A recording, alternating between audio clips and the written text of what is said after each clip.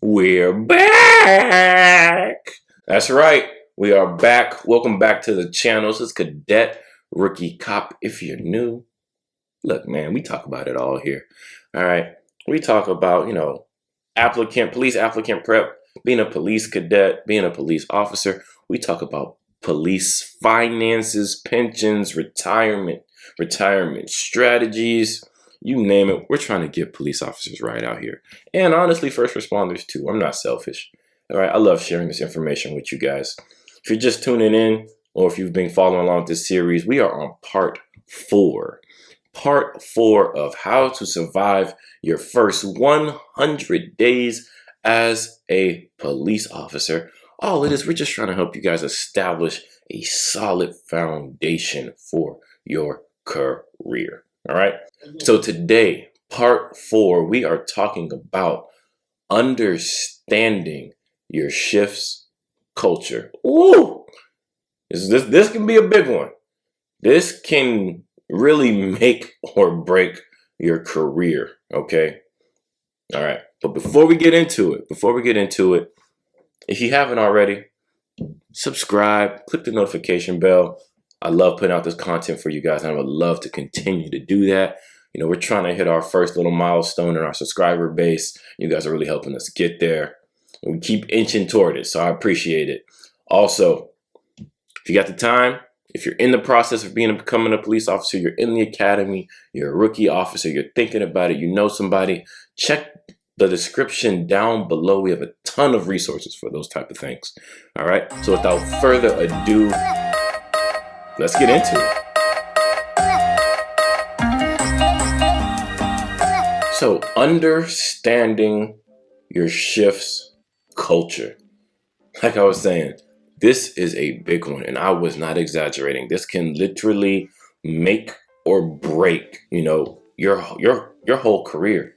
Because this is the first shift you are coming to. This is your first impression of the police department, and it's the police department's really their first impression of you.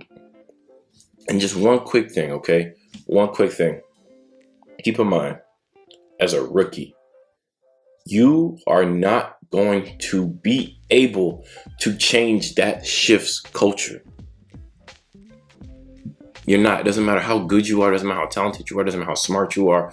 You are not going to be able to change that shift's culture. You should be in a state, in an aura of learning and adapting, being flexible, being malleable, so that you can learn as much as possible and add as much value to your shift as possible. If you come into it thinking that you're going to be some type of standout rock star, go against the grain of your shift, I've seen it go bad on more than one occasion.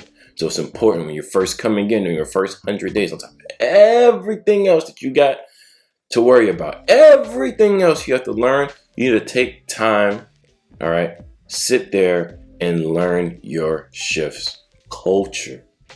Okay, you got to remember, you are coming into a team setting with people who have more time and experience than you. They're familiar with working with one another. They know each other's strengths and weaknesses. They have their own specialties and specializations. And then here comes you. And they understand that, hey, rookies are going to be at a certain level. They got to come up. They got to go through this. They got to go through that. They got to go through this. They got to go through that. All right. You have to understand that you are coming into a team dynamic, and you need to find out where you fit in that team. Look, when it comes to shift culture, all the basics apply, right? Your first day in there, I personally would not suggest that you just sit in the first seat that you come across. Probably best to stand off to the side, maybe stand off in the back, let the rest of the shift trickle in, okay, kind of see where everyone's sitting, and then pick a spot. You don't want to start off on the wrong foot of sitting in someone's seat. I know it's simple, but it's a big thing. You're also going to want to be ready to have to introduce yourself, and not just on a surface level like name, where you stay, blah, blah, blah. Be a little bit more personable. Something that a lot of rookies struggle with. I struggled with it myself when I first came out.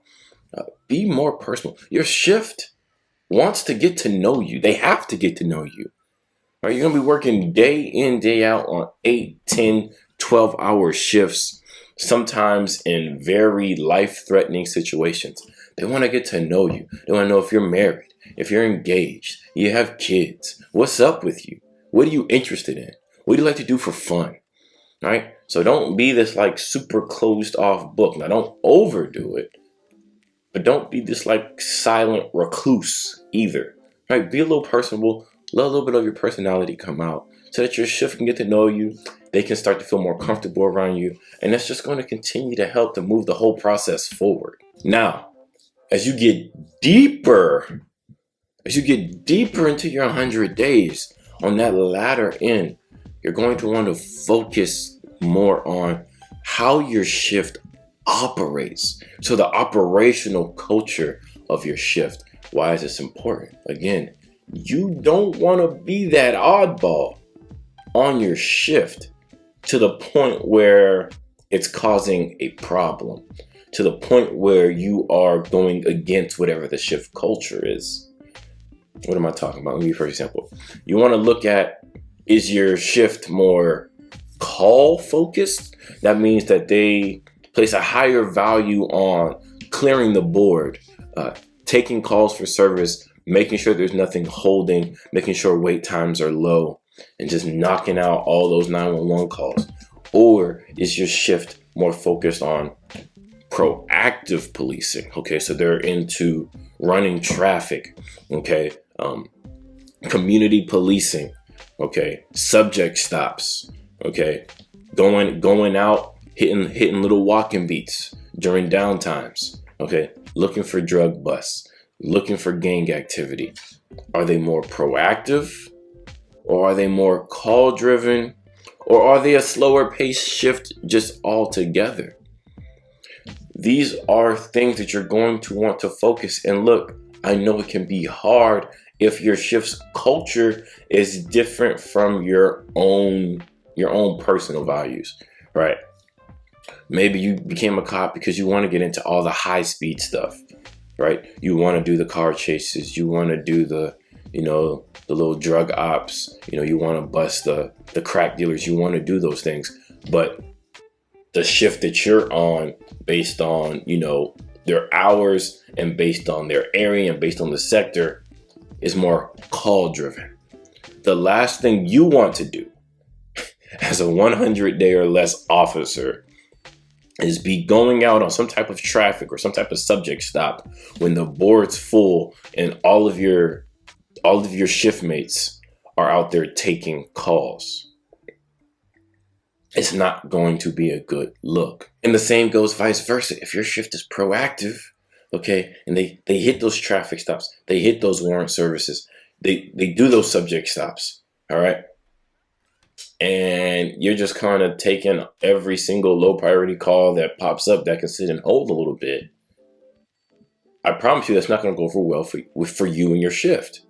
It's something they're going to address to you. It's going to put you in a negative light. So you're going to want to pay attention as you get further into that 100. And you're you're still new, but you kind of got the basics under your belt.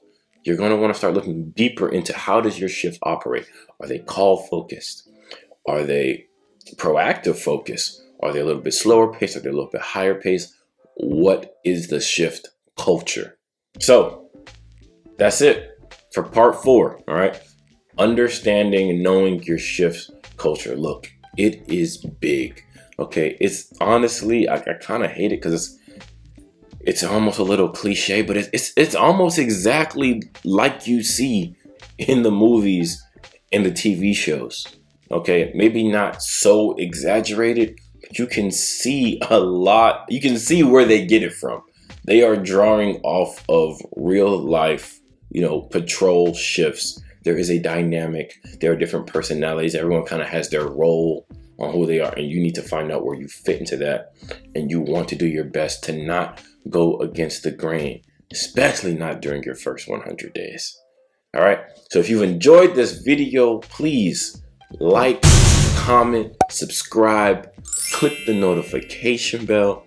And before you rush out of here, look, the best way to help the channel, aside from hitting that like button and subscribe button, is to check out our website, cadetRookieCop.com. All right, it is a huge resource for anyone who is thinking about going into law enforcement, currently in the police hiring process, currently in the academy, just graduated, senior police officer, concerned citizens in the community.